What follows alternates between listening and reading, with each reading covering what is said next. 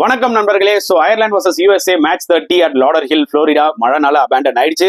So abandon ஆனதுனால ரெண்டு டீமுக்கும் ஒரு பாயிண்ட் கொடுத்துட்டாங்க. யூஎஸ்ஏக்கு ஒரு பாயிண்ட் கிடைச்சதுனால they are qualified for Super 8 மக்களே. இது ஒரு சூப்பரான ஒரு நியூஸ் தான் USA fans and USA team, USA மக்களுக்கு.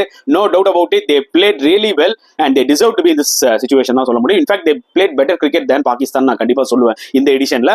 And since USA qualify ஆனதுனால பாகிஸ்தான் வந்து பாத்தீங்கன்னா டிஸ்குவாலிஃபை ஆயிட்டாங்க T20 வேர்ல்ட் கப் குரூப் ஸ்டேஜஸ்லேயே. இது வந்து ஒரு மிகப்பெரிய ஷாக்கா இருக்கும் பாகிஸ்தான் மக்களுக்கு and also for their players.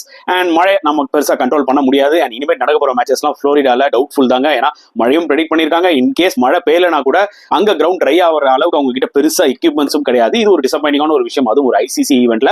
Anyways we have to give huge credit for USA.